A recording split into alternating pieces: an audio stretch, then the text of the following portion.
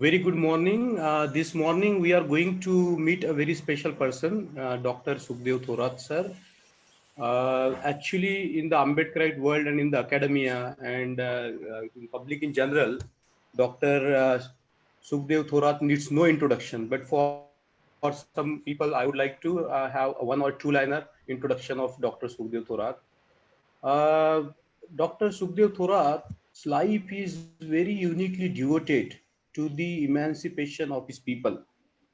And he has been completely devoting his time and energy to find ways to help in whatever he can to this huge project of emancipation that Baba Sahib Ambedkar launched. Now, this is his like social introduction, but as an academician, he has achieved the highest in the academic area. He is now the emeritus professor in JNU. He was the chairman of the highest body that looks after higher education in this country, the UGC. He was also on various committees of the government of India and the state governments and the international committees. Besides being contributing to the academic area, Thoras sir has a very special ability to look at the contemporary issues of social, political, economic importance of the not only the Dalit community but the communities which are discriminated, which are at the receiving end of the system. So, for his very committed service, Dr. Thoras sir was also awarded the one of the highest civilian awards of this country, the Padma Shri Award. Now, one of the remarkable contribution that doctor has made is in the field of the Dalit studies. In fact, he is the founder of an institute which is very unique in itself, the Indian Institute of Dalit Studies.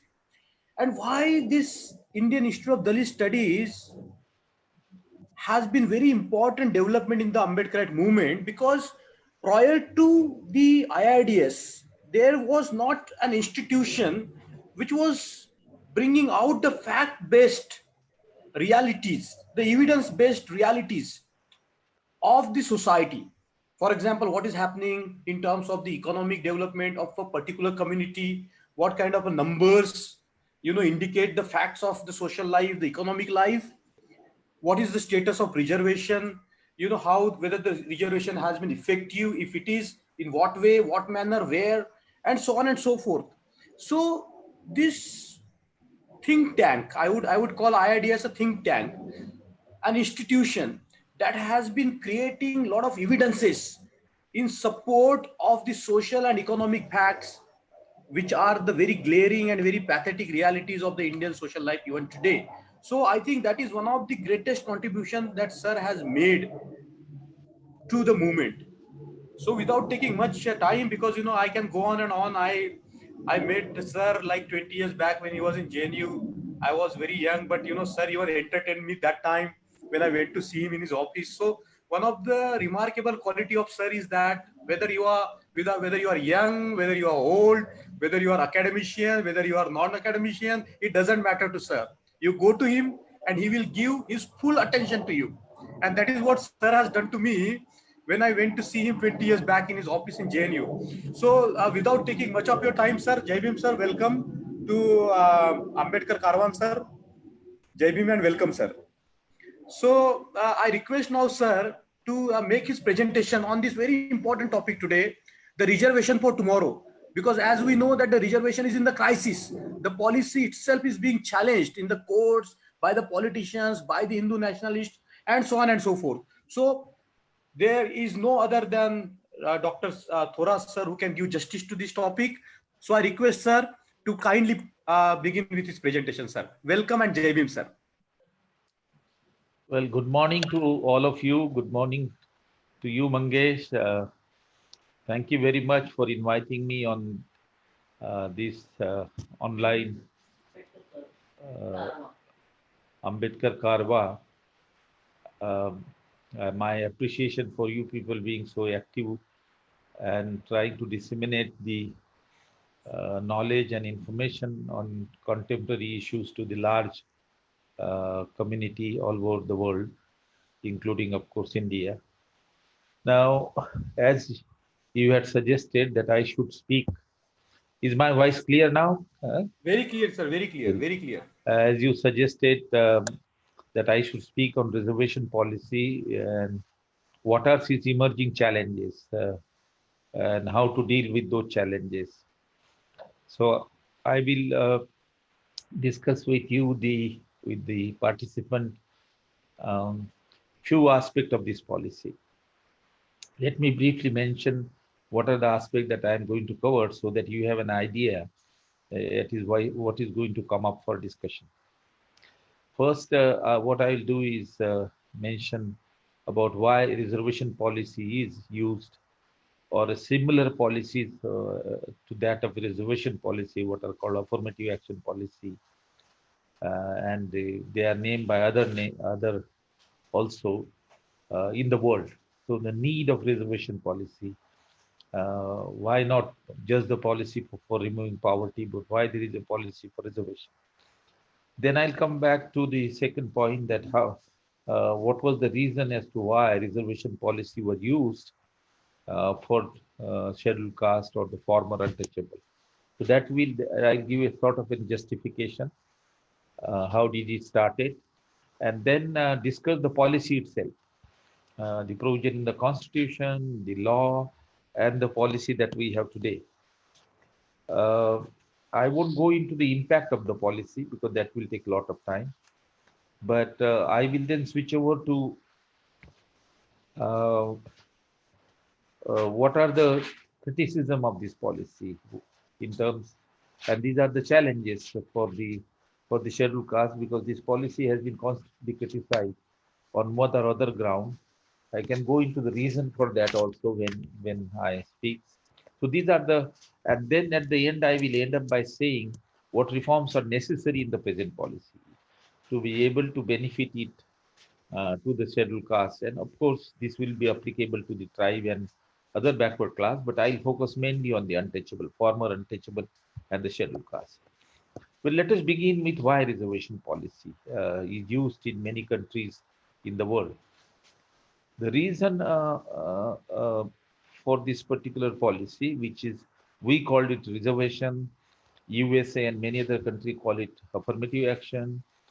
Netherlands, for example, use it an equal opportunity policy. Some use equal employment opportunity policy. Japan described it as a special measure. So the name are different, but the basic content is the same. Now, this policy is especially used for the discriminated group. That is, those group as a whole are discriminated. For them, this policy is developed. Now, what do we mean by discrimination? By discrimination, we essentially mean that it has been found that a certain group of people, group as a whole, are denied equal rights which other enjoy. And that may include the right to property, right to employment, a certain category of employment, education, civic and political right. So a certain group may not have right to property. They may be debarred from employment or education, also the civic and political right. Now, one has to draw a distinction here that there is a difference between denial of right to an individual and denial of right to a group. An individual also get denied in access to certain rights. For example, you are illiterate and you don't have resources, so you get excluded from the right to education. You don't have enough qualifications, so you get excluded from access to employment. You don't have resources, so you can't buy land or set up an entrepreneur, you get excluded. But this exclusion of an individual is different from that of an exclusion of a group. Here you lack the capabilities.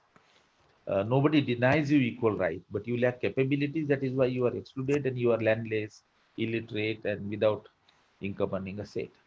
In case of group discussion, is that this is based on a principle where it is argued that when people from one particular group are unequal, they cannot be treated on par with others, so they have a less right and the others have more right. So the people are denied right simply because of their identity, not because of their merit or qualities, but they are denied the right because of their identity. Now, it may be caste, racial, gender, color. The affirmative the fact that it is based on ideology that no, everybody is equal.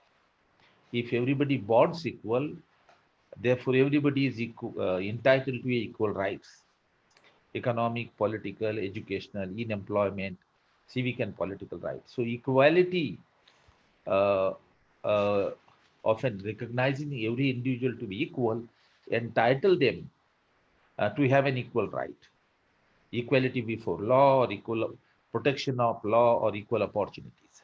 So that is the ground of the affirmative action policy. Let me summarize that in case of affirmative action policy is brought in because the general policy would not help much. It is brought in, which is focused on the group, which is for the development of the group, simply because they are denied equal right.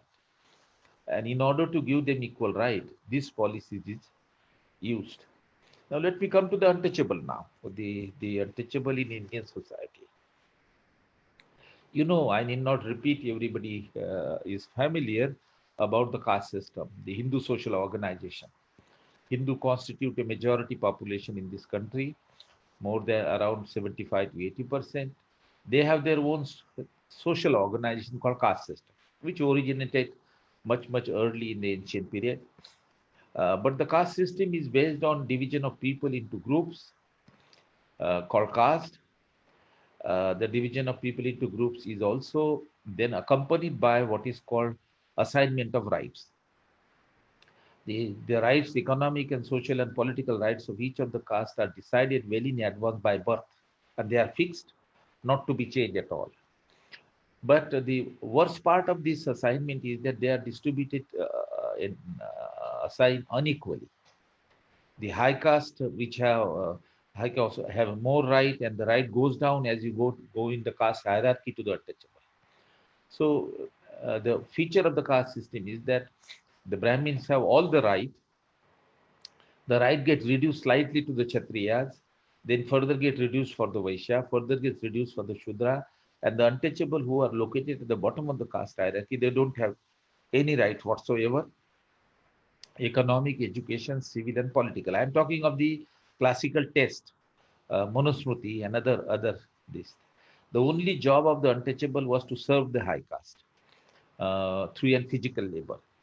So, in in short, the caste system is based on the principle of graded inequality. As you go down from top to the bottom, right get reduced. But there is additional features that need to be understood, that in case of untouchable, not only that they are denied equal rights, that is, they don't have right to property, right to education, they don't have civil rights in Manusmriti, as laid down in Manusmriti. I don't have a time to read the actual verses that they did not have right to property.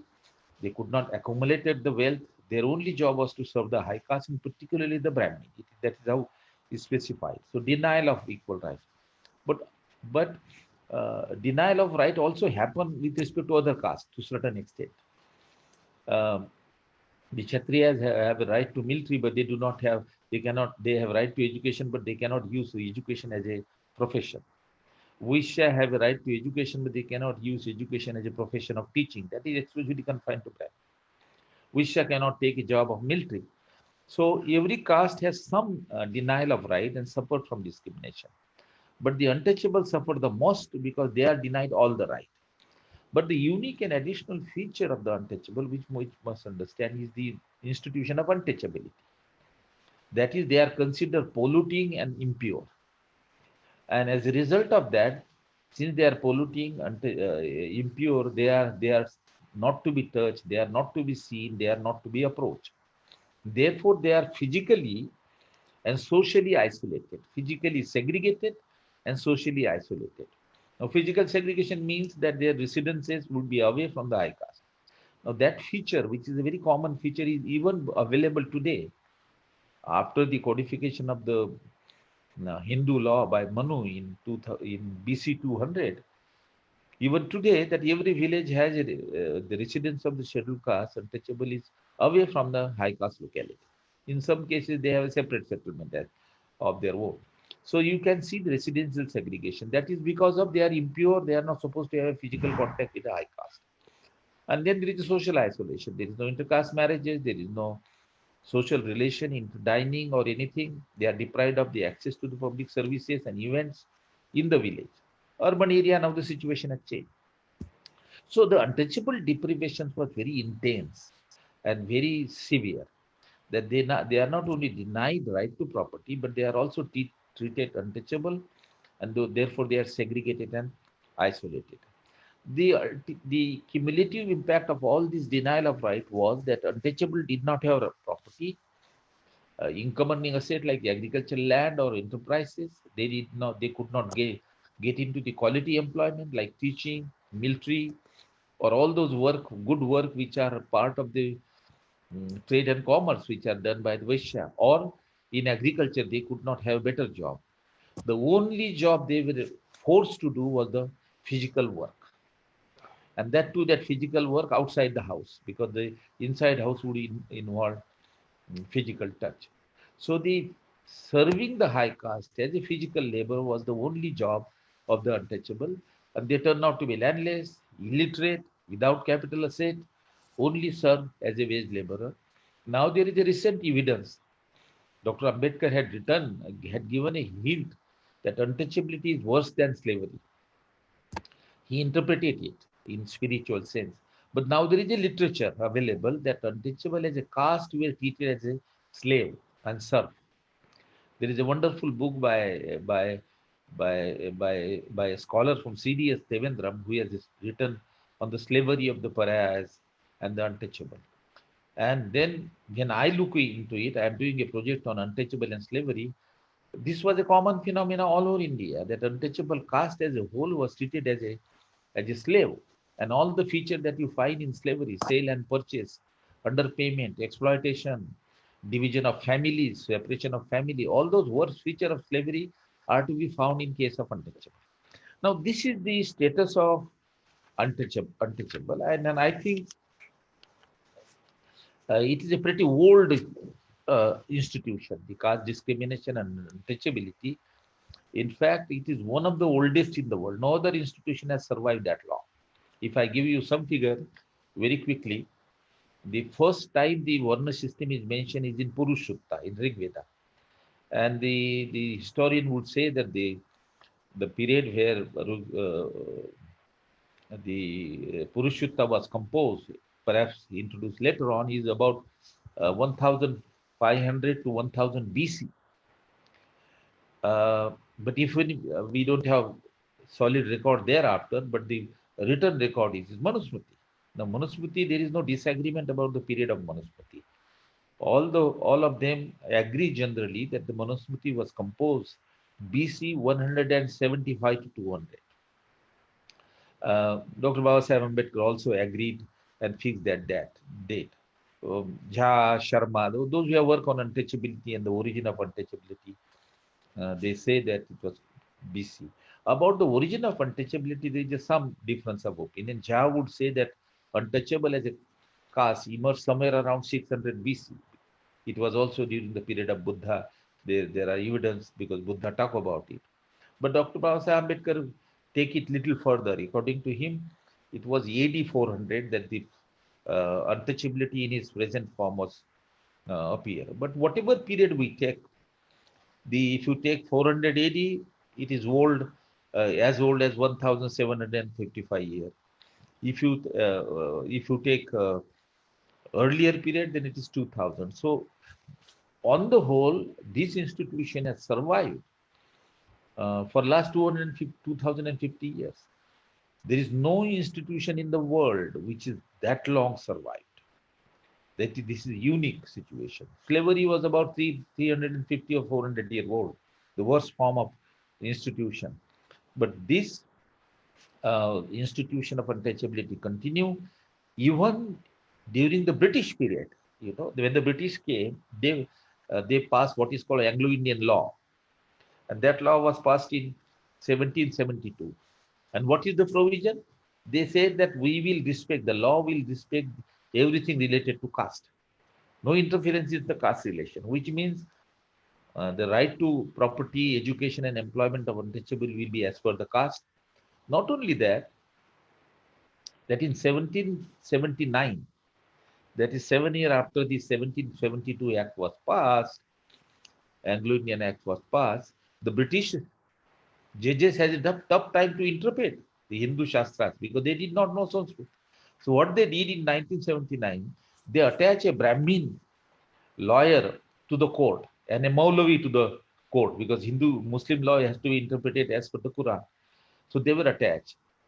Now you can imagine when an advice is taken from a Brahmin lawyer by a white judge, what will the Brahmin lawyer would say? He will interpret the caste system the way it is in Manusmriti. You know, when I was reading this literature on slavery, there is a very interesting evidence. In Bangalore, in Calcutta, uh, a woman who was a slave got a child from the owner of the her owner. Now he died, and then she went to the court because she wanted the property for her son. And but then relatives would deny, so she went to the court. That look, I am a slave of this gentleman, and this is a child, his child, and I need a property share. Now the Britisher did not know anything what to do about it. They did not know the Hindu slavery. So a Brahmin lawyer was called and he was asked the opinion. You know what did he say? He didn't say anything. He said that in Manusmriti, 7 slaves are recognized and in Narad Smriti, 15 slaves are recognized. Which means the Hindu slave, there is a slavery in Hinduism and that slavery continued even today. So the judge should interpret according to that. The judge should decide whether the property goes or not. You imagine the Manusmriti is written in 200 BC and Manu recognized 7 slaves.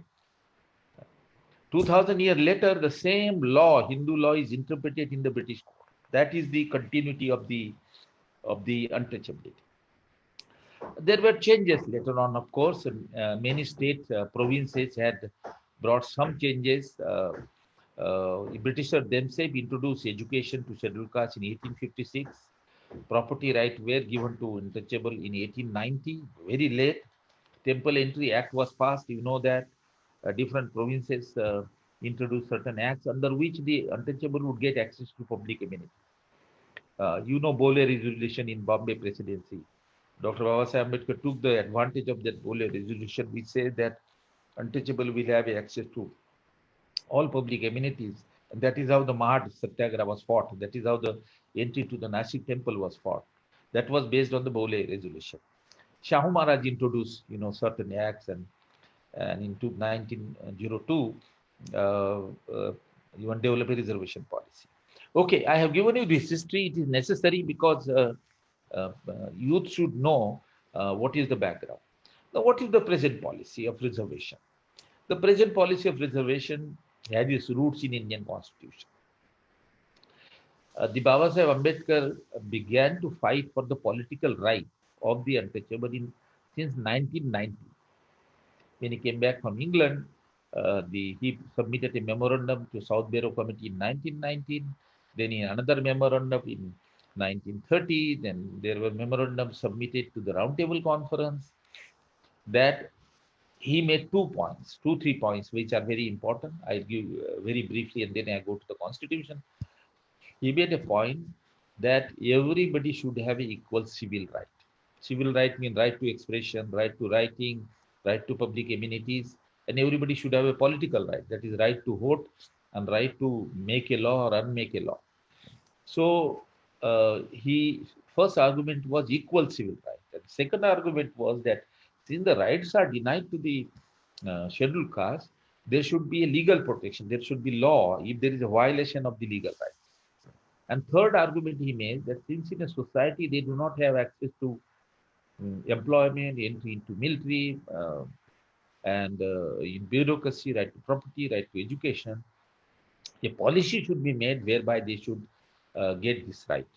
Well, he fought for that, and finally he got political representation in 1932 through Pune Pact. That the scheduled caste got political reservation, whereby they could contest from the reserve constituency and get a entry into the state and central legislature. Now let me come to the straight away to the constitution. Constitutions, Baba Sahib being the drafting chairman of the drafting committee, he brought several provisions. I would not go into this in greater detail, but the one of the important few features of the constitutions are very, very important. The constitution overturned the Manusmriti. The principle of equality, liberty, and fraternity became the foundation stone of our constitution. Accepting principle of equality and liberty. Liberty means freedom, and Manusmriti did not have freedom. There was restriction on occupation and other activities. So therefore, equality became the foundation. Equality and liberty and freedom became the foundation of the constitution. Equality before law, because in Hindu society there was no equality before law. The Hindu jurisprudence is such that for the same crime they will give different punishment to different castes. So therefore, equality before law had to be brought in. Equal opportunity had to be brought in. So this was brought in, but equality was interpreted also, because Baba Sahib was there. Merely saying that everybody is equal is not enough. So he positively interpreted the equality in Indian context. That was that nobody will be discriminated on the basis of caste, race, religion, gender, or place of origin. So equality was interpreted taking discrimination into account. Now these are the provision in the constitution. In directive principle, the directive principle direct the state government or the central government to enact the laws and develop the policy in a manner such that effect is given to the equality and equality before law. Therefore, these provisions were made. But in reality, there was no legal protection. Therefore, two laws were brought. First law was brought, that was Untouchability Offence Act of 1955. Baba Sahib was alive. Baba Sahib brought that Act of Untouchability Offence Act in 1954, and it was enacted in 1955. So that although the Constitution gives you equal right, but in practice, if they are violated, then the untouchable should have right to go to the court and seek the justice. The Untouchability Offence Act does the same. Later on in 1989, another act was brought, that is the Anti-Untouchability Atrocity Act, because whenever the untouchable would try to seek and justice, the high caste would deny, not democratically, but violently. There will be atrocities. So therefore, Atrocity Act was brought in, which was amended and reframed in 2015. So this is the provision of the caste system as far as the legal safeguard is concerned. The safeguard in terms of ideas, accepting principle of equality and legal safeguard. But the consequences of the denial of property right, right to education and employment was that the untouchable were landless, assetless, less educated, and they did not have civic right and political right. Civic and political right, we had brought the law. Now, what do we do about this? Therefore, an affirmative action policy, reservation policy was brought in, whereby they get an access to employment, access to education in proportion of their population. So today's reservation policy has two components. You must understand. First is that since the discrimination persists in the practice, we must give them the fair share in public employment, in education, in public housing and enterprises. Therefore, the reservation policy was framed whereby it was decided that at least we will give 16% to them in government employment in proportion to their population. So population criteria was taken as an indicator of justice and fair representation in public employment, in education institution, and later on in the public housing also. Enterprises, some recent policy has come. But parallelly, this is the policy of giving a fair access. But parallelly, there were other policies. those policies are empowerment, economic empowerment. Because they were denied right to property, they were landless. They did not have enterprises. They had a less education. So therefore, a additional program, general program were made so that they get land, um, they get access to entrepreneurship, uh, that certain funds are given to them, scholarship are given to them so that they can have access to education. So this power policy for economic and education empowerment was parallelly taken along with the reservation policy to empower them. The spirit behind this policy of economic empowerment was, in my view, is that to compensate them for denial of right so long in the past in the history. So at the moment, what we have is uh, we have a reservation policy which give fair share to the scheduled castes in public employment, in education institution, and in politics. But rest of them are minor measures. Private sector is excluded. It is only recently that private sector has taken some initiative and they are giving they have developed certain policies whereby they sponsor fellowship, help in professional education, promote self-employment.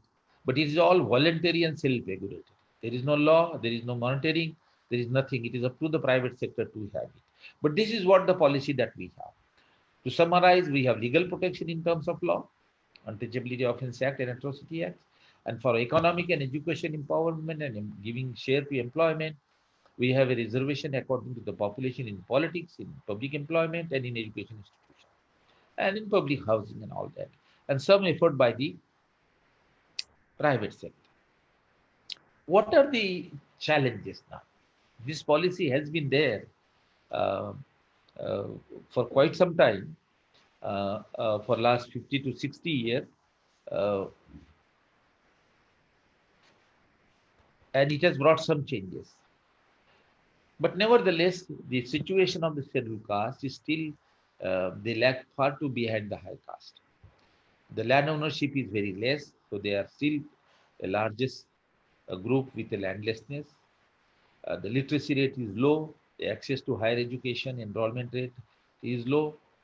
Their share in the public employment is on par with their population share because there is a reservation. But I think their share in the private sector is much low, although there is no statistic. You take any indicators of development. You take poverty, you take malnutrition, you take illiteracy. The untouchable lag behind the high caste, and they also lag behind the OBCs. So that although there has been an improvement, the improvement is not such that the gap has been reduced. They finally turn out to be most poor, uh, and suffer from malnutrition and uh, hunger. Now, there is a criticism of this policy. Um, I think briefly I will mention those criticism and then go what policy should we have. There is very unfortunate thing of India is that all policies for the poor, it may be Narega or it may be many other policies which are for the poor, are not opposed by the higher caste. But when it comes to reservation, which is also a policy which helps to reduce poverty of scheduled caste, there is opposition, constant opposition. Now, this is the very saddest part of it, although there is a very much need of this policy. What are the grounds on which this is opposed? Several times. This is opposed on the ground that, oh, it is helping poor, oh, no, rich among the scheduled castes, economically better off among the scheduled castes. Then it promote inefficiency. It is not pro-poor. So these are the kind of argument that are made. Now let me take these three arguments and answer and say that how these are based on myth and not on the facts. Let us take that this policy is not helping poor. This policy is helping the relatively economically better off class among the scheduled castes. Now, some of you who are watching my writing, I had published an article in EPW, Prejudice Against Reservation Policy, why and how. Now, I have checked up that is the reservation policy only helping the the economically better off scheduled caste. We have defined economically better off. That's another point. But when I check up some of the statistics, I discovered that the reservation policy has in fact helped the large majority of the scheduled caste poor and a small majority of economically better off poor. What is the statistic? If you take, for example, central government job or state government job, they are into four categories: A, B, C, D. Now, C and D are obviously the clerk and the fourth class employees, security and attendance and all that. If you take the total employee into A, B, C, and D category of the scheduled caste and work out the percentage of C and D, what you discover is almost 70% of the employees under reservation in Maharashtra or at all India level are C and D employees. Now, who are the C and D employees? These are the class 4 and class 3. Now, class 4 and class 3 employee who account 65 to 70% of the job under reservation, who are they? They are matriculate, higher secondary dropouts, at the most college failure, and they join into the class 4 and class 3. So they benefited the most. And to say that the reservation is not pro-poor is something which is not very correct. Now I have taken another alternative, that you take these all scheduled caste employees in the government services, central and the state, but all India I examine and see their qualification. So you arrange them according to the qualification. So I have taken primary, middle, secondary, higher secondary, graduate and postgraduate. And then take out the percentage of this in the total employee. What you discover? That again 65 to 70% of them are with education less than higher secondary, 12th, matriculate, middle, because they are in the class 4 and class 3 services. Very few of them are graduate and postgraduate. So it has certainly benefited the poor. I have taken another additional criteria, that is, of the total, all India level, of the total scheduled caste in the reservation, government services, 37% are from rural area. Their origin is from rural area. Rest of them come from urban area. Now, in rural area, we get the land ownership statistic from other source. So if you look at the land ownership background of this 37% of scheduled caste from rural area who got into the government job under reservation, what is their land background? What we discover is almost 80% of them own land less than 1.5 acres. And they got education and they entered into the government services. So 1.5 acre of land, person with that background enter means reservation is hugely benefiting the poor. That is because why are they able to take education? They go into public education system at primary, middle, higher secondary, they get scholarship. They go colleges where they get Government of India scholarship. So these are all poor. Even if you take, interesting point is, even if you take graduate and above among the scheduled castes who are under reserve category job, if you look at their land background is that they do not own more than 5 acres of land. So they benefited simply because of the scholarship and other. So I think the argument that the reservation has not benefited poor and benefited more economically better background is a completely a bogus argument. It is based on myth and misunderstanding just to oppose the reservation on that. What is the intention behind that? The intention behind that is that eventually, what is the second argument then? If you argue that it doesn't help poor, it is based economically better off, then the argument is made that use economic criteria and exclude those who are economically better off. That is the motive that bring economic criteria. You know what is happening in Maharashtra. I did not say with respect to scholarship. Income criteria is brought in. But many leaders, prominent leaders of particular political party, I don't want to name, they are arguing for economic criteria. Now, is economic criteria a suitable indicator for using reservation policy? In my opinion, this is also not based on theoretical understanding properly. Because they don't read, because this opposition is based on prejudices and myth, not on the facts. Now, economic criteria. Now, what is the ground for reservation? Ground for reservation is not that you are poor, because then there are several other, there are poor from OBC, poor from high caste. There the anti-poverty policy is used. The, the reservation policy used only for those groups who are discriminated on the basis of caste and identity, and not on the basis of your economic standing. Because economically better off or economically worse off scheduled caste, both are discriminated. In village, when there is a residential segregation, a scheduled caste with 5 to 10 acre of land is not treated differently. He is also discriminated, and landless labor is also discriminated. He is not allowed to construct the house in the high caste locality. So the discrimination is neutral to your economic standing. You are discriminated because of caste. And therefore, even economically better off person also will require legal protection as well as reservation policy. Because if he is discriminated in employment and market and other places, economically better off, he also need protection against the discrimination. And also he need a share. He will not get a fair share in the employment or in education. Therefore, since the basis of discrimination is caste and not the economic standing, the basis of reservation has to be discrimination and not economics. Now, it is a different matter that those who are economically better off, they may not avail economic advantage. You know, if scheduled caste is charge a lower fees, the economically better off would say that no, I will pay the full fee, or I won't take the subsidies. That is understandable. But that argument cannot be extended and said that they should also be denied reservation. So you can see that the argument that there should be an economic criteria and economic base is not based on a sound theoretical understanding. That is my answer to this question. Now, efficiency. They say that, same scheduled caste employees are recruited with certain relaxation of 5% or 10%, or scheduled caste students are recruited in the education institution with some relaxation. It brings an efficiency. How come it brings an efficiency?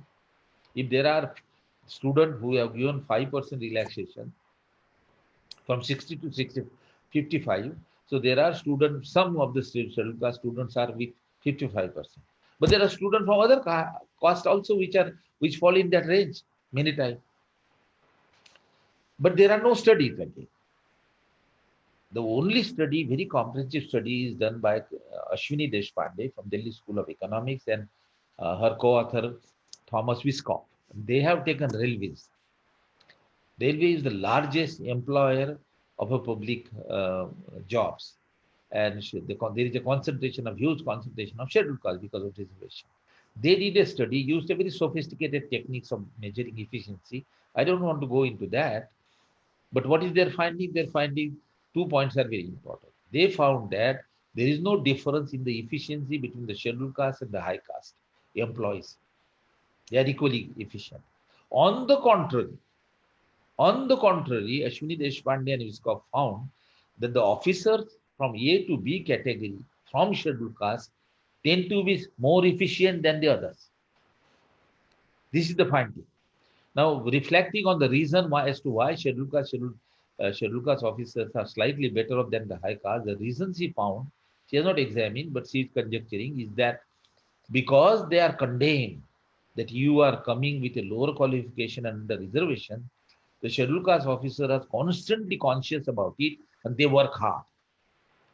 They have taken several indicators, whether you come on time or other indicators, clearing file, doing work on time. They found that they are better than others. Now, these are the statistical evidence. Yet the academician from the higher caste would cry, shout at the pitch of their voice that the reservation resulted to inefficiency. So I have given you because these are issues which are discussed, therefore I thought I should give some time. So the argument against reservation policy, that it is biased against poor, that is inefficient, and therefore economic criteria should be brought in, is an argument which are not based on facts. These are arguments based on myth. As a matter of fact, these are based on prejudice. Now, the reason for this is, why do they develop prejudices? The reason for prejudices is the following. There are theories of economic discrimination. Becker was the first who developed the theory of discrimination with respect to race and gender in 1956. Then Arrow and Becker was a Nobel laureate. Arrow was a Nobel laureate. Akrylov was a Nobel laureate. All these Nobel laureates developed a theory of economic discrimination. All of them put together, they have a common argument.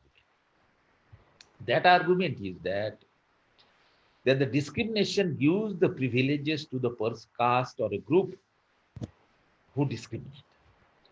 It gives privileges to the white, you give privileges to the high caste, it gives a privilege to the male or female. And the privileges are in terms of having a rights, economic right, education right, social rights. Now, this dominant group, since they enjoy privileges and right over the subordinate group of scheduled caste or woman or black, reservation policy takes away part of those privileges. So the scheduled caste will now compete in a job with the high caste. Scheduled caste student will enter into education institution in high caste, education institution. They will get into farming, they will get into entrepreneurship, they get into parliament through reservation. So the idea is that the privileges and the special right that we enjoy, those are being snatched away now by this lower caste and black and woman. And our space of privileges is being reduced. That is the major intention behind opposition to the reservation policy. It is not because it is against poor, it is not because it is inefficient, but simply because heart of heart, the feeling is that our traditional rights are being reduced. Now, this is the basic message that we get from economic theories. Now, let me switch over to the last question. What should be the strategy now? What are the problems of the reservation policy and what should be the strategy? The problem of reservation policy is the following in India. Number one, that it is confined to a very tiny sector of public employment. The employment in government constitute a very small proportion of the total employment. Almost 80%, it must have been reduced, 80% is in the private sector. And it is in the private sector discrimination takes place, not in the public sector. Also in public sector, but not in a predominant way. It is the private sector. So the private sector is excluded from for the reservation in employment. Private education sector is excluded. Say private university, private self-financing colleges, they are also excluded from reservation. So that is one of the major limitation of the reservation policy. But there are other limitations. Now reform, therefore we need a reform. Now this reform we require on two fronts, and I'll end with that. One of the problem of the scheduled caste particularly is that they are without land, they are without capital, entrepreneurship, they are less literate, and they are not into a better quality job because this was denied to them. Land was not allowed to own, entrepreneurship they were not allowed to own. The job like teaching, military, and those in trade and commerce where they were debarred. Education they were debarred, and the only job was wage worker, which bulk of them are there today. Now, if you are denied those rights, what's the solution? The solution is that the consequences of the past exclusion and denial need to be addressed. In fact, there are twofold problems. One is the consequences of the past exclusion, which result in the landlessness, illiteracy, less employment. But the discrimination also continue in the present, although there is a law. So you have also required safeguard against present discrimination in the form of law, as well as giving them fair share in employment. So the problem is double fold. That is, how do you take care of past exclusion, and how do you take care of the present exclusion? Now, as far as the past exclusion is concerned, all over the world, one particular policy is used, and that is called compensation or reparation. That if we have denied right to certain group, how do we compensate them? That is the framework of United States also. That if you hurt somebody, if you injure somebody, you have to pay a compensation. The untouchable were hurt by denying property right, by denying education, by denying entrepreneurship, by denying quality employment, and the consequences of which are to be seen. So how do you compensate them for the loss of land? Untouchable were physical labor, they were slaves, they were exploited, and the underpayment was made to them. They were given very low wages. Now, how do you compensate? So the compensation policy has to be used in order to give them land, share in entrepreneurship, share in education, fund for educational development, and share in actual employment, quality employment. Now, this compensation has been used as a matter of fact. You know that the Jews were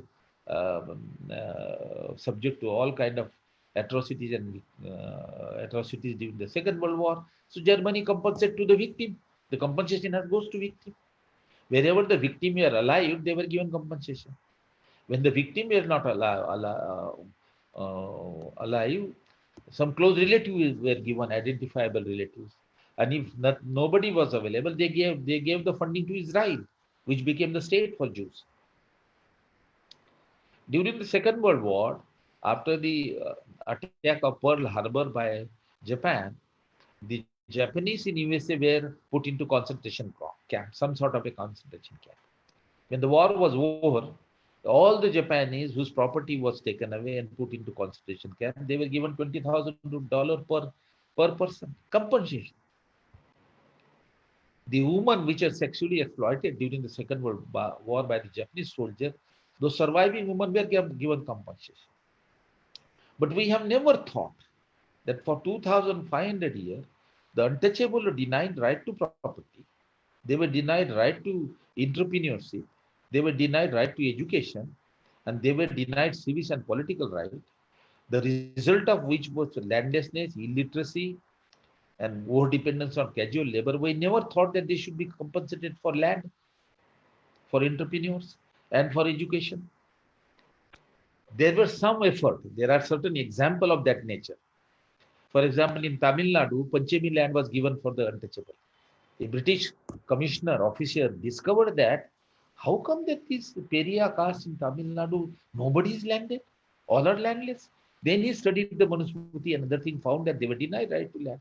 So a land distribution program was taken, that is called Panchami land, but it didn't succeed much.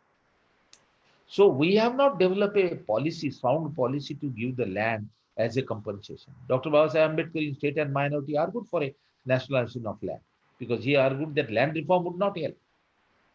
There were priorities given to the scheduled caste in land distribution, but Dalit did not get the land. Scheduled caste did not get the land. So therefore they are landless now. Entrepreneurship, no policy. Now, some of the countries in the world, South Africa and Malaysia, use the reparation policy. Land distribution program in South Africa, land distribution program in Malaysia. But the good example of Malaysia is giving compensation for denial of entrepreneurship. And what they did? They purchased the shares and debenture for Malayas in the private and foreign companies.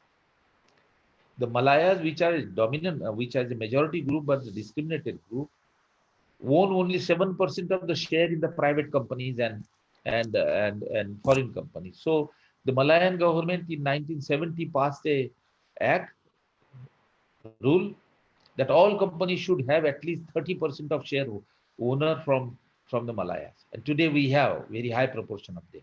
Now this is a compensation to the for the denial of ownership of enterprises. We were denied, untouchable were denied right to enterprises. You know, when Dr. Babasaheb Ambedkar submitted his memorandum to the South Bureau Commission in 1990, you can read that South Bureau Commission. It is included memorandum. You can read it. But in the after Dr. Ambedkar left the office, left the place, the member discussed what he said, and there one member said that Dr. Ambedkar has quoted that a Mahar woman in Bombay was arrested because she was selling watermelon. By rule, the untouchable were not allowed to sell fruits and vegetables. It is mentioned there. So there were restriction on trade. Even today, there are restrictions. If untouchable start a grocery shop, no high caste will buy from them. If untouchable start a restaurant in the villages, very few of them will go. So Malaysia has used, South Africa has used the policy of compensation both with respect to land and entrepreneurship, which we have not done. We have to think about it, that how do we pay the scheduled caste, the land and entrepreneurship, and also fund for educational development so that they are paid. Now, this is the compensation policy which we have not employed, we should employ.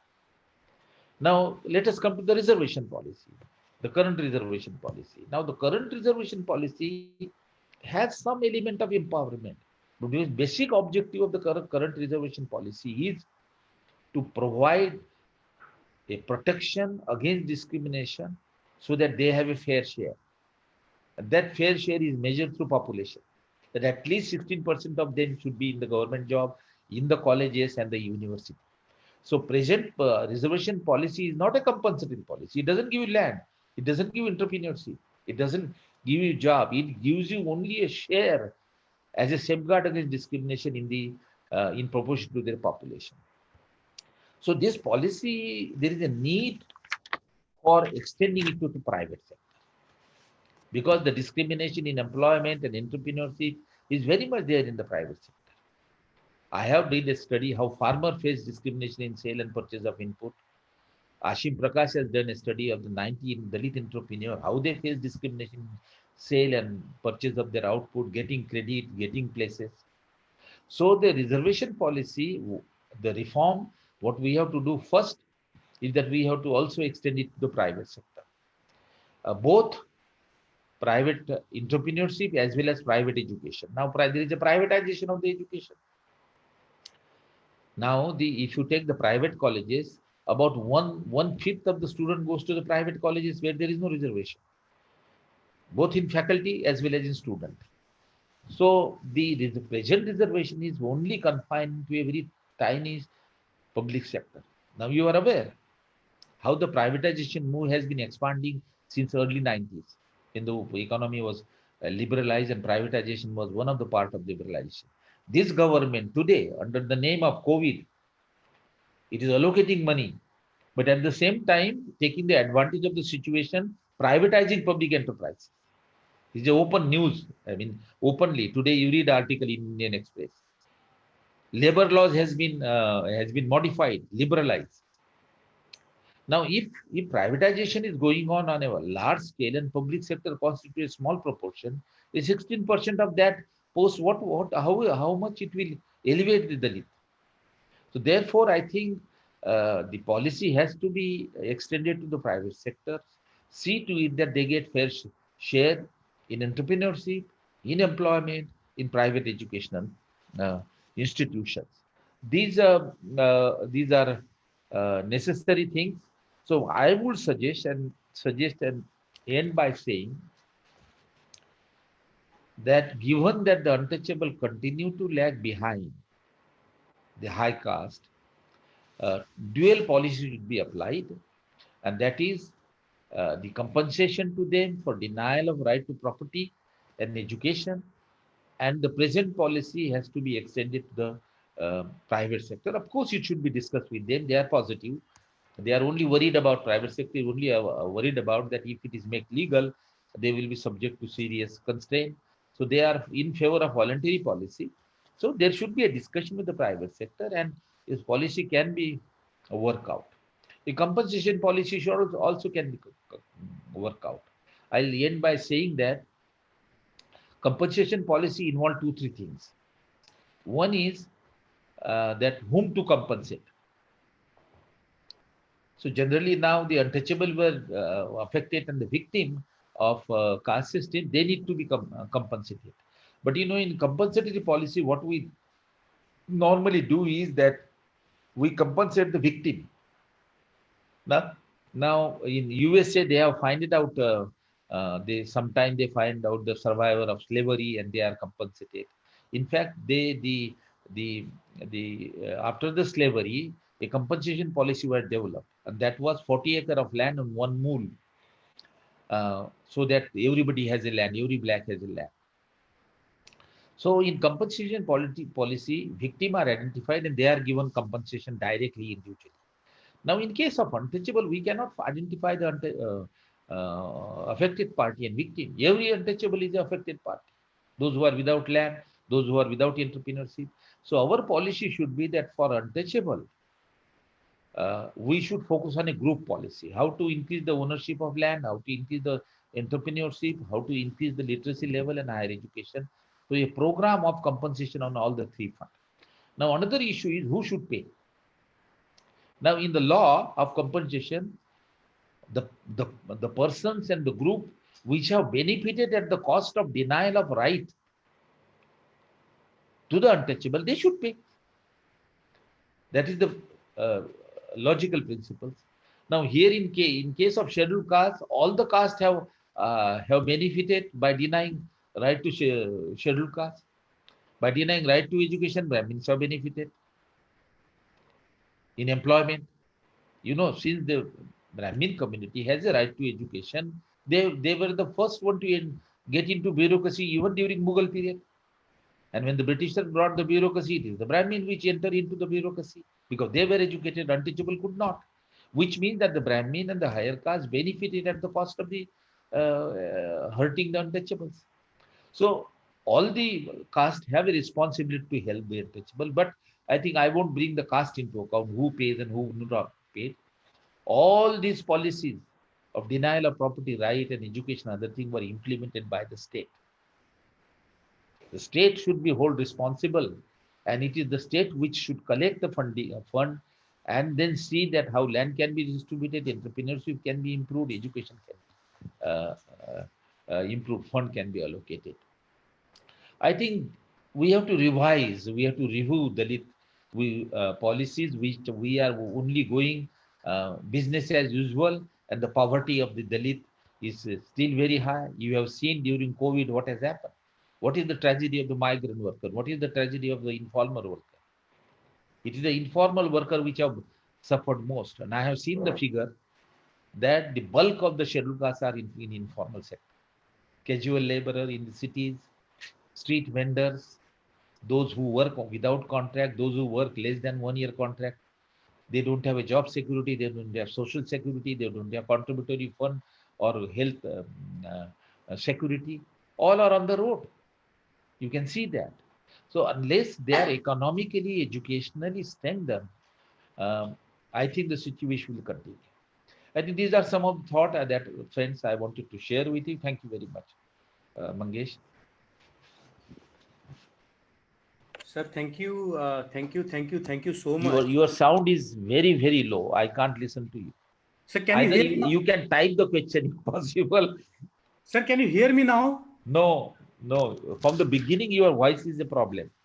Okay, sir. I will type the question in the chat. I must say you that what all that good thing you told about me to the people, I didn't listen.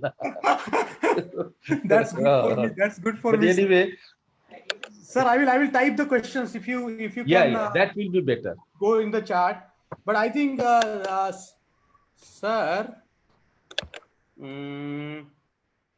now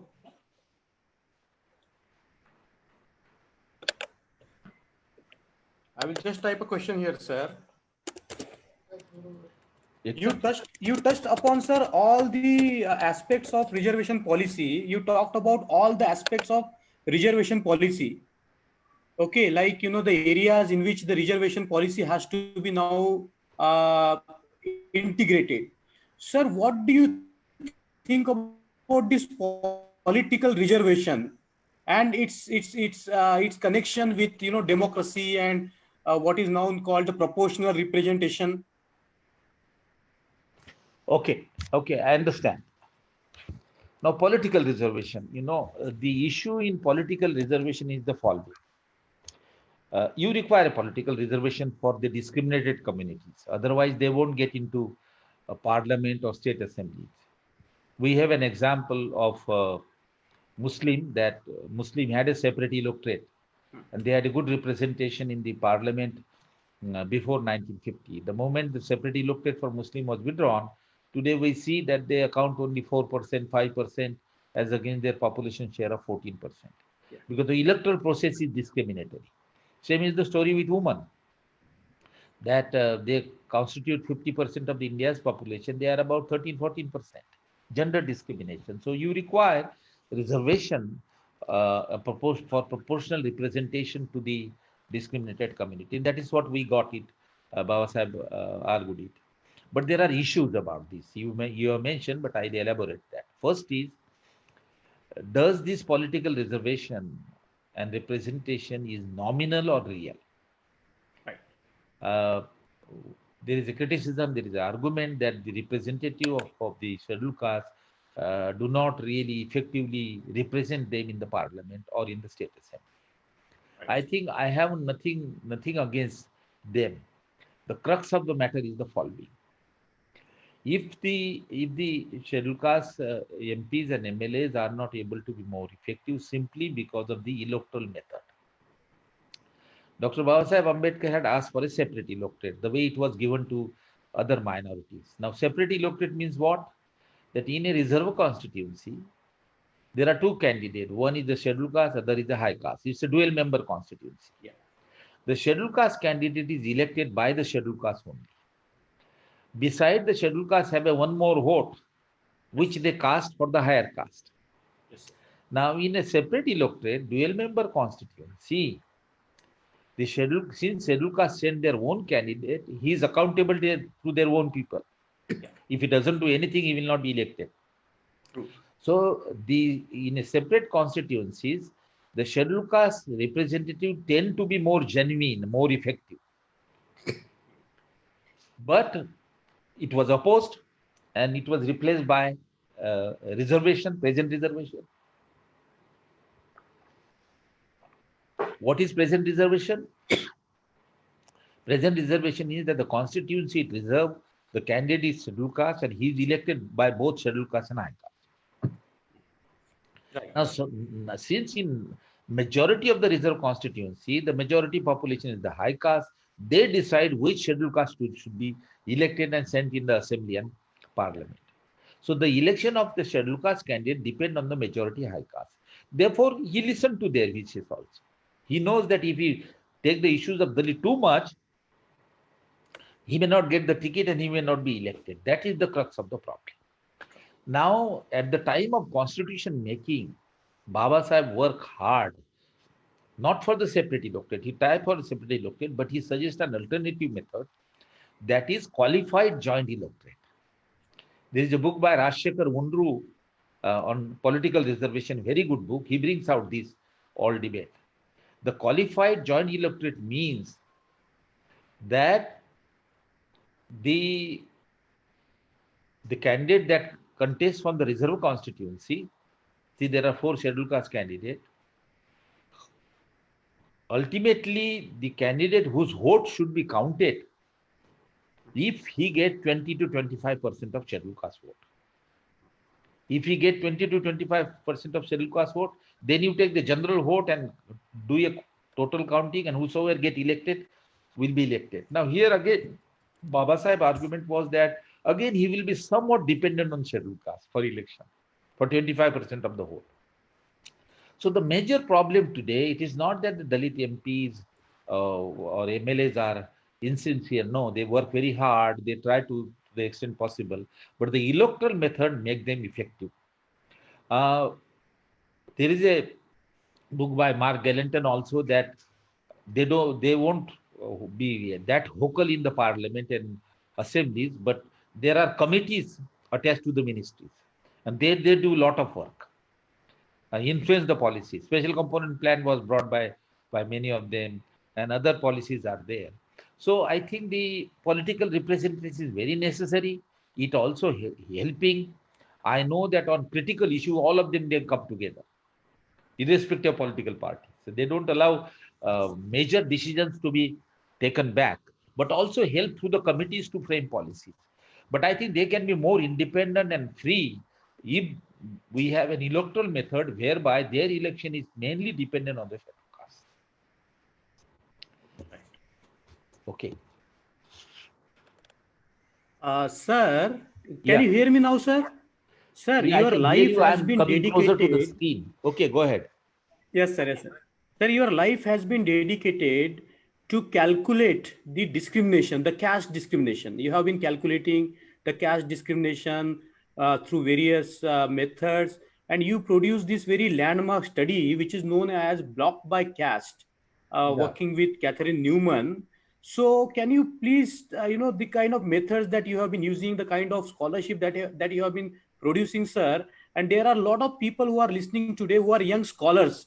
So what will be your advice to the young scholars as to how do they go into this field? What kind of attitudes they should have, and what kind of ways they should calculate and collect the evidences of the caste discrimination, sir? Okay. Okay. I don't see you. I see Lord Buddha. Sir, because sir, I had to bring my mouth close to the speaker, no Okay. sir. So Okay. I thought Okay. it will look odd for the Okay. people. Well, I think we must understand one point that I have brought another book also, Untouchability in Rural India.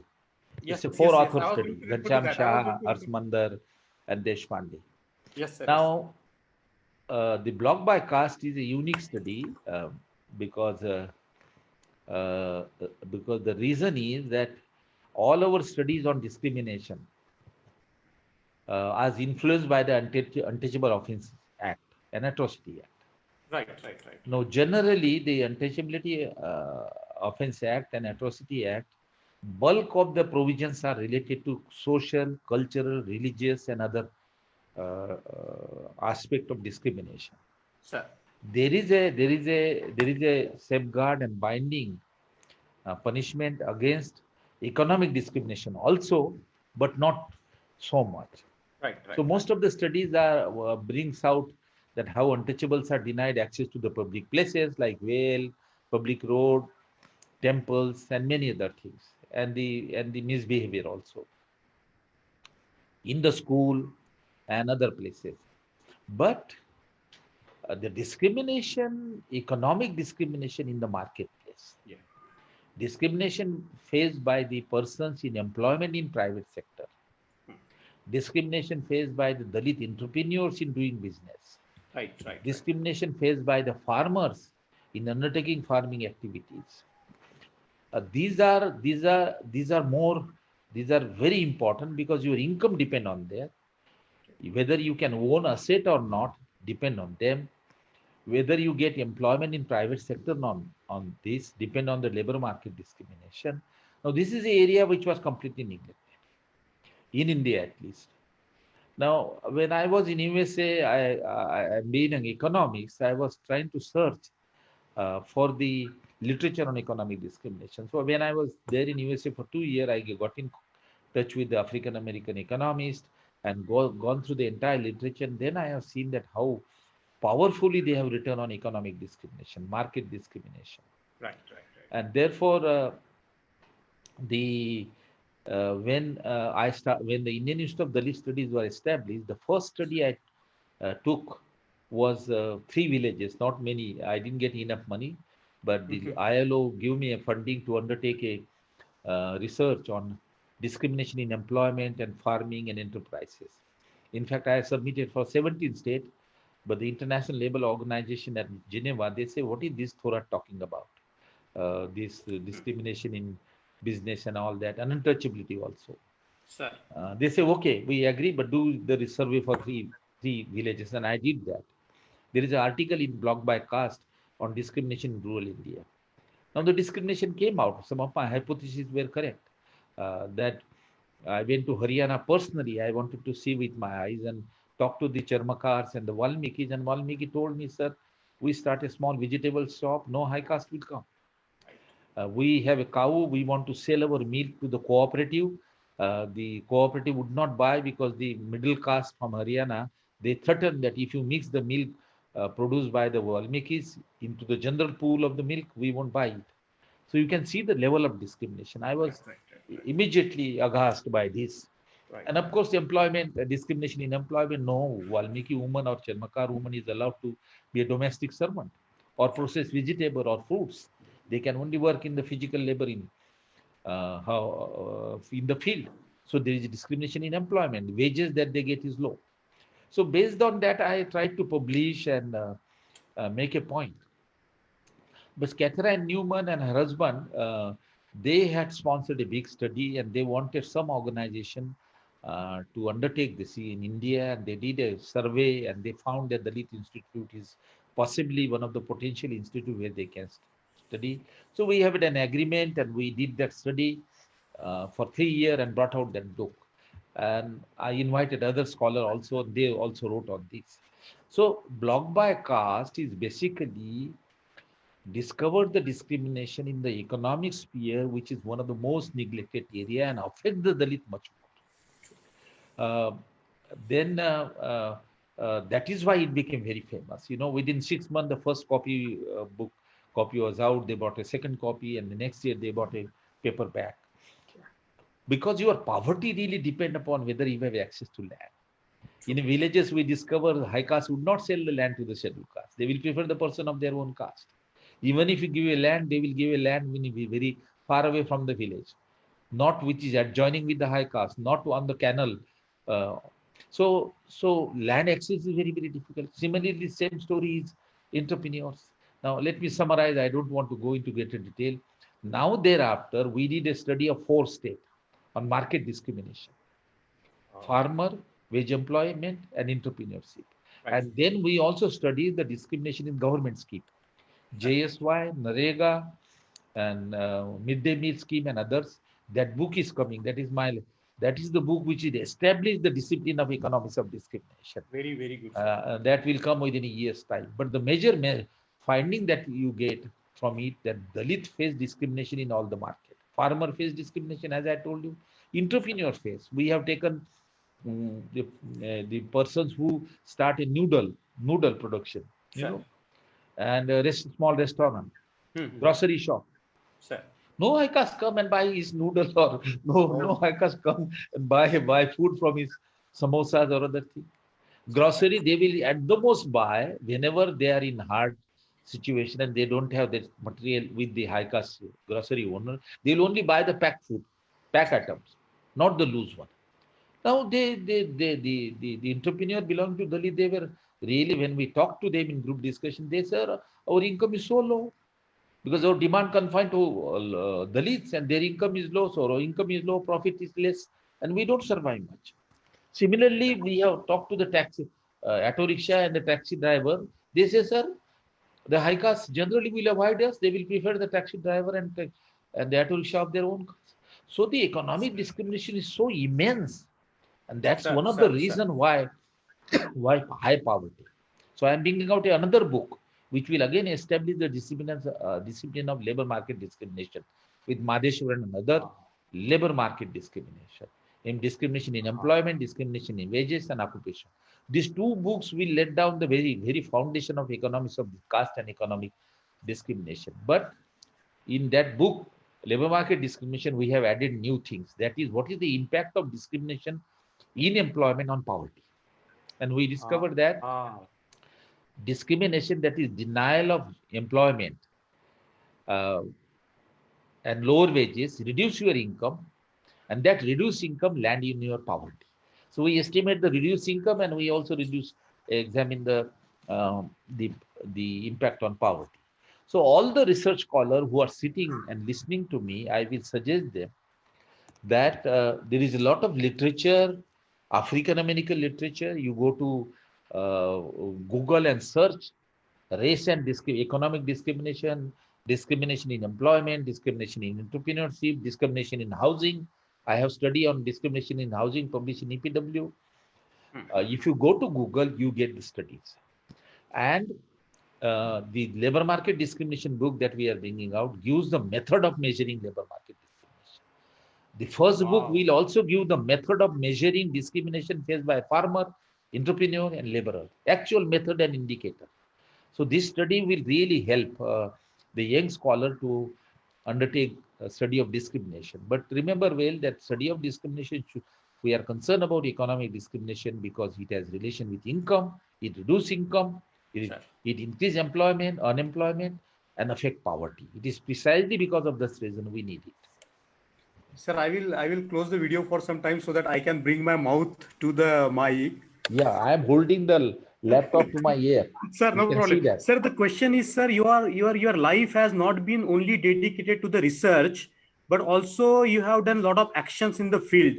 For example, you have always worked with the NGOs and the civil society organizations, and you have also tried to mobilize the communities. So my question to you, sir, in this scenario, when we see that there is very meager reservation and there is no new economic, no new reservation policy, no repair, no compensation, nothing. So what should be our political agenda? What should we do to mobilize the communities so that they can stand up for their rights when the whole society is disorganized, when the things are moving apart? What kind of a political agenda that we should come up with, sir, and how we go forward with that? Okay, thank you. I understand now because I can listen to you. Sorry, sir. Well, yes, my what has happened is that I have been uh, in the socially engaged in activism right from childhood. I remember that in my village we did not have access to well and temple, and so R.S. Gavi, the former governor and president of the former Republican Party, came with a Act of Untouchability Offense Act, talked to the Maratha peoples and Kunbi is there, very cooperative, and got the access to the well. Similarly to the temple. The entire Ambedkar movement was there in our villages, and I was a part of that as a child. I didn't understand much, but I was a part of that, and my brother was a part of that. When I went to Millen College, we were again a part of social activities in Millen College in Aurangabad. Same thing happened as a student in JNU. But when I started this institute, Indian Institute of Dalit Study, this was really initiative of some of the NGO people, National Campaign on Dalit Human Rights. Martin McQuan, who took a lead for this institute, Paul Divakar, Vimal Thorat, Vincent, all those leaders in the National Campaign on Dalit Human Rights. Right, sir. So they helped to set up this institute. There was nothing there. I took a 5-year leave. Everybody in JNU was laughing at me that you have offered to become a vice chancellor, you didn't become a vice chancellor, and you are going to the institute where there is no land, nothing. Right. I say, okay, Even that's today, fine. even So today. I went and started and did the study. Yeah. But from the very beginning, then I thought that this institute, one of the purpose was to undertake research on areas and then share that knowledge with the activists Right. so that they can bring their policies are evidence based. So I think the what IIDS does is that whatever research is take on new areas, share with the NGO, share with policymaker, share with private parties, share with international funder, so that advocacy of research finding is undertaken. And then there is also action part of it, that these NGO get into action. So I associated with them as a matter of fact. So activism, academic activism has been a part of my entire activities. Now, your last question, what do we do when issues are there? Mangesh, I have written quite a lot on this in my those Marathi article in Lok Satta. Yes. Couple of articles. The book is coming, and there is a separate section on this. What Dalit should do. I think the problem. I'm not talking of all India. All India also is the same story, but not exactly similar. But Maharashtra story is that we for both for social activism and social movement and for political movement we are heavily fragmented. True. I mean, we don't have a counting, but I think there must be 20 25 political parties, Yeah. all showing allegiance to Baba Sahib Ambedkar. Then there are several employees association, several Samta Sainik Dal. Now, so the one of the major problem of Dalit community here is that Dalit never organize on the basis of caste. That you must say. You can see that how other castes are openly take the caste name and found the organization. I do not want to name. But Dalit organizations are never named by caste. Mahar or Chamar or they are always based on goal and objectives. Sometimes Sainik Dal, Republican Right. Party of India, Mhm. all kind of name you can get, Socialist Republican Party. These are all True. because they are oriented towards the goal. But nevertheless, one of the major problem is the fragmentation. And so they cannot build a united front socially and politically. Now, there is because of that there is a problem. This is not that Dalit cannot unite. They can unite around the issues, but they are not united as much on the issues of development and economic policy and social policy. You know that when Riddle issue came, Sir. when Khair Lanjvi happened, Yeah. when the Bharat printing press issue happened, lakhs of people went to Bombay. A very, very big show. So on certain issues, they come together. True. But on the issues of development and policy, they have not been able to come together because they are very scattered.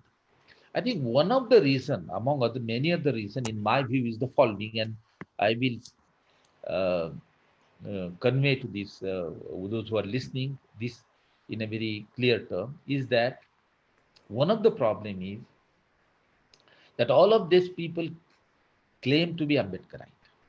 Right.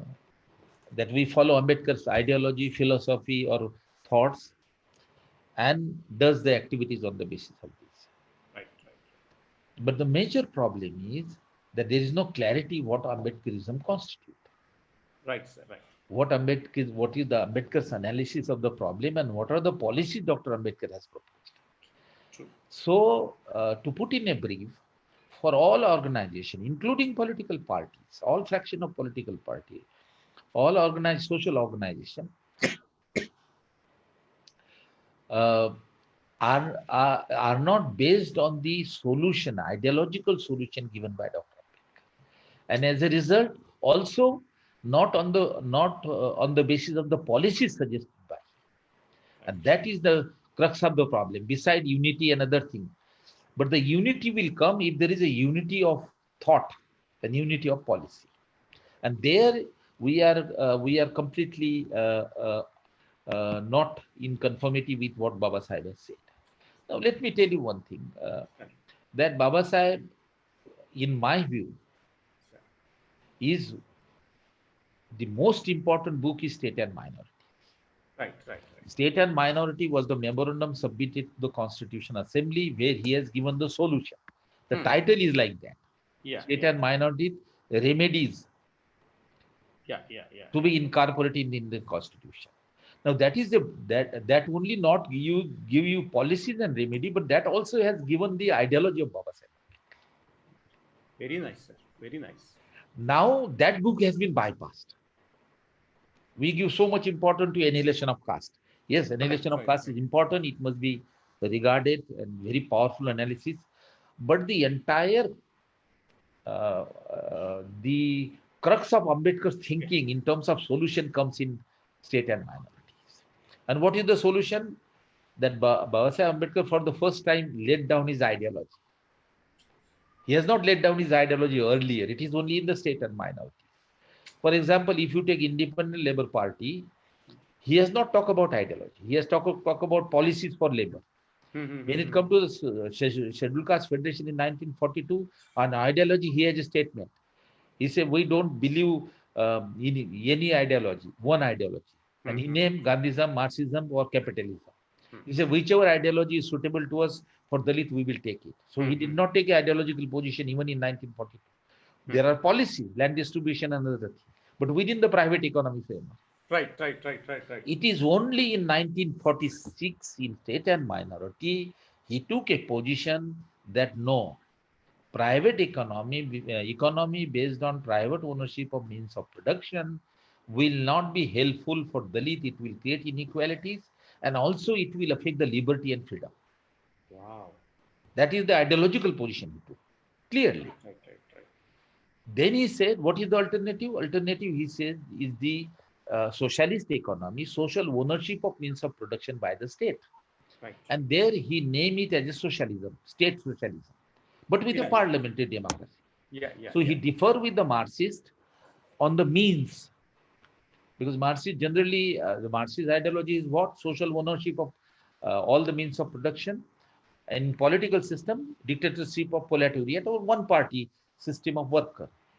He differed that, but he's on the same plane on socialistic economy as the Marxists. True. Marx talk about the socialistic economy, common means of ownership of production. He also, as a socialist, democratic socialist, which he brought it from Germany, state socialism concept is developed by Germany, in German thinkers. So state socialism means the ownership of land, nationalization of land owned by the state, distributed to the people equally. Right, right, right. Basic and key industry with the state, surplus earned from the basic and key industry used for the people. It doesn't go to the private. Education, health, and insurance with the state. This was his state socialism. But rest of the economic activity he left to the private. Now this socialism has to be brought through the democratic way, through parliamentary democracy. There he differed with the communist. But as far as the socialistic economy idea is concerned, he is very close to the Marxist ideology. Yeah, yeah, yeah, yeah. He drew from the German socialists. Now he laid down his idea. Economy based on socialistic pattern. Democracy, political means, political structure is parliamentary democracy, and social system is based on equality. For the first time, he has given what kind of political, economic, and social system Dalits should adopt, or he believes in. And he has given in state and minority, and therefore his remedies are twofold. He has given two remedies: remedies against economic exploitation, remedies against social discrimination. Excellent, right. Remedies against economic exploitation, he has given socialism of a particular type. He, in fact, went step ahead and he talked of constitutional state socialism to make it a part of constitution.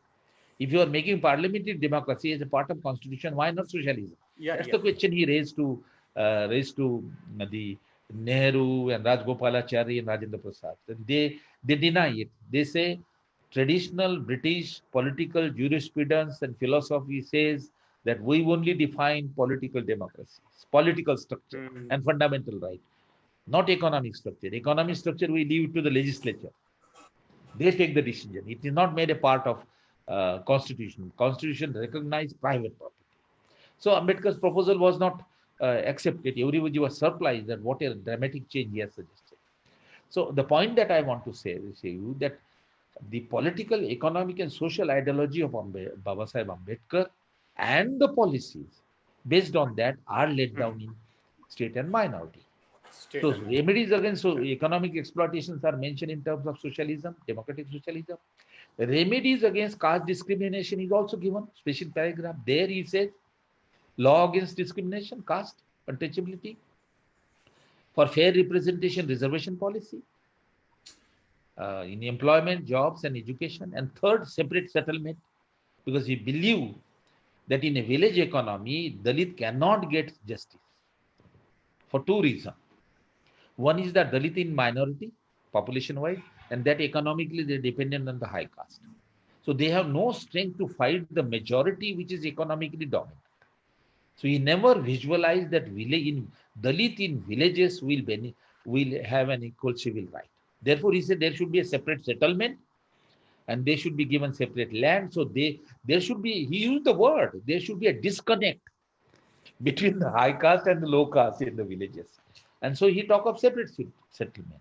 He also emphasized on urbanization and industrialization because in urban areas there is a less discrimination and atrocity. Now, this is the ideology of Dr. Babasaheb Ambedkar. Now, we have not accepted this. Let me tell you a story now, since you have brought this discussion. Babasaheb established Republican Party of India, brought out an open letter. But he did not have a time to mention the ideology. He only meant parliamentary democracy and how democracy can be successful, what are the conditions and all that. And then Mahaparinirvan, but he could not let down the ideology. The Republican Party was set up in 1957-58 period. A committee, 5-member committee was set up to frame the manifesto of the Republican Party. D.C. Kamble, Rupote, Pawar, and 2 more people. Now, their responsibility was to get to know what is final ideology of Babasaheb Ambedkar, which economic, social, and political system he believed in. Right. What they did is, they did not do that. In the ideology section, if you read the Republican Party of India first manifesto, they have picked up that sentence from the Scheduled Caste Federation manifesto. That we do not believe in Gandhism, Marxism, and capitalism. We will take any ideology which will benefit us. So they bypassed states and minorities. Now, They bypassed states and minorities. They bypass the state and minority. Yeah. But there is one thing, they were very clever people. They took all policies based on state and minorities. They talk of nationalization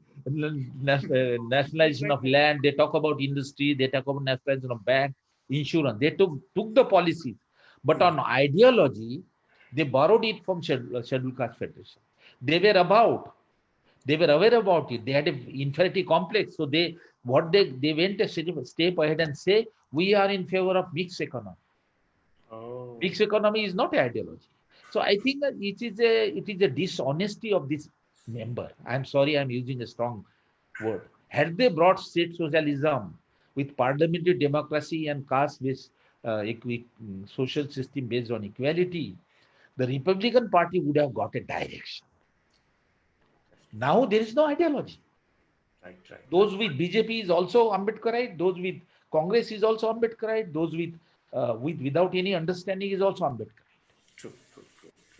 So one of the reason why disintegration occurred, fragmentation occurred, simply because people, they are honest. Those who go to Congress, BJP, they think that they can do something for Dalit. They bring policies, but they do not have any idea of the ideology, which economic and political and social system is in the interest of them. True. So that is one of the reasons. So therefore, Sir, my suggestion would be that we have to bring an understanding on what constitute Dr. Ambedkar, what economy he stand for, what society he stand for, what political system he stand for. For example, method of political representation. We have to discuss this, brought it together, and then interpret his ideology in the present context, and then put up before people that if you are calling Ambedkarite as a solution to the problem, this is what it is. And then come together. Why are you separate? If you call yourself Ambedkarite, then come around this ideology. So I think what we need to use Dr. Babasaheb Ambedkar's word, we need to re-educate ourselves about the ideology of Dr. Ambedkar, and then agitate and then organize. So it's a stupendous task of rebuilding the Dalit and uniting the Dalit, but ideological recognition and common ideology, which we can modify, but ideology, Dr. Ambedkar's ideology has to be put in front. Sir, that was a very, very good interaction. Sorry, my voice is very low. That was a very, very good interaction, sir. Okay. And, there is a tremendous response from the listeners. They have been, commenting on it. And I think we have come to the end of our discussion today. But we would like to invite you again and again to discuss more about, what you just talked, because for the first time, some of the viewers are listening to this kind of a thinking about the Ambedkar ideology. And I think that's a very, very clarifying point, sir. And that is the way we can mobilize our people based on this ideology and the policies, so on and so forth. And I think that was a wonderful, wonderful presentation from you, sir. And thank you so much for joining in, sir.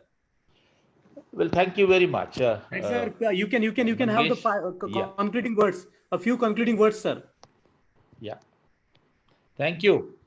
Sir, you can go for the concluding words, a few concluding words, sir. Last concluding words before we go.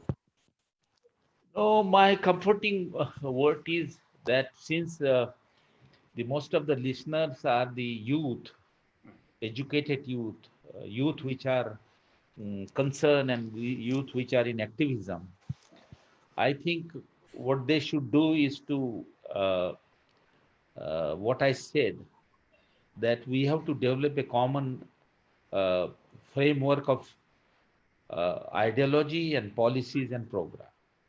Not necessarily all that is said by Babasaheb Ambedkar we can apply in practice, but at least we must know what are the general ideas, ideology, and then we can modify. For example, nationalization of land will not take place, but definitely the inequality in land ownership is the issue which he has brought in. True. Now we can see that in the present context, what are the policies whereby we can bring access to the ownership of land to the Dalit? So unless we do not have a framework of Babasaheb, we cannot, in a contemporary context, we cannot interpret it. For example, He wanted basic and key industry into government. Now it is being privatized. Now, then we will have to modify that basic message of Baba Sahib remains, but how do we get a due share in the private industry? True, true. Education is being privatized, which go against the views of Baba Sahib Ambedkar. But we can interpret it in a manner such that how do Dalit get equal access to the private education? Right, So right. there is a lot of exercise which has to be done. My request to youth would be that please read Baba Sahib State and Minorities and his remedies, have discussion and develop ideological framework and policy framework, and around that try to educate people to come together. This unity of Dalit based on individual is not going to work. This is based on enmity against each other. So it won't work. The unity should be based around ideology and policies and programs. There you can challenge them that if you are talking of Ambedkarism, then this is what Ambedkarism is. Come around. But otherwise you can't. So this is your responsibility to take the responsibility on a large scale. Right. I am doing that. I have set up an association for social and economic equality. I do educating and write and read and all that. But when I see that the everywhere I go, there politics comes in. You know, I have gone to certain districts and towns and taken these messages. Then next time they don't invite me. I say, why? Because they are briefed by their leaders not to invite, because he has a political ambition perhaps. So it's difficult. It is very difficult, but you have to take a lead. You are the future. Nobody else is the future. But you have to read it. You have to re-educate yourself, understand it, and then prepare the common approach. Very, very that was our beloved Thoras sir, who has really, really gone into the depth of the issue, and also he has educated us a lot today about not only reservation policy but all those very, very important issues that are pressing, and we need to do something about it. Sir has given us a very clear-cut guideline as to what possibly we can do, what direction we can go, and how we can fight or battle for the reclamation of human personality.